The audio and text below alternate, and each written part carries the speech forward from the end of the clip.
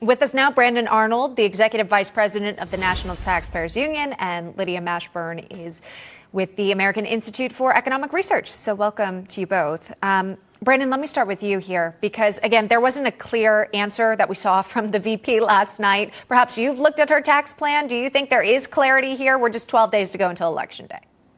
There's more clarity in her plan than there is in her rhetoric, that's for sure. We've seen her talk about raising taxes on wealthier individuals nonstop. We've seen her talk about investment taxes, income taxes, a wealth tax. We've seen all sorts of types of taxes that she's thrown out there. And, of course, ramping up IRS enforcement along the way. Yet when she's put on the spot, for some reason, she can't articulate a narrative here about how she intends to go forward with the tax plans that are part of her campaign. It is really, really baffling.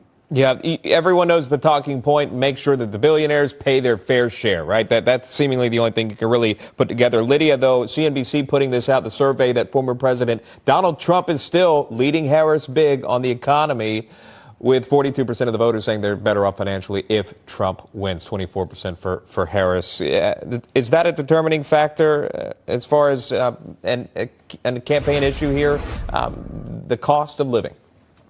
Yes, that's a very important issue with voters. Trump is leading in several polls, but still within the margin of error. So it's too close to call for sure.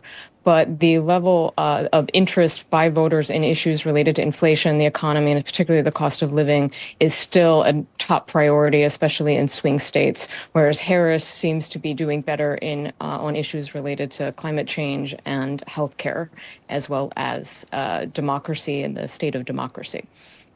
That's right.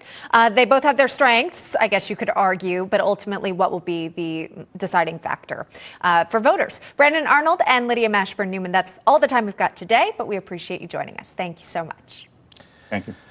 Well, you know his hit song, God Bless the USA. Country music legend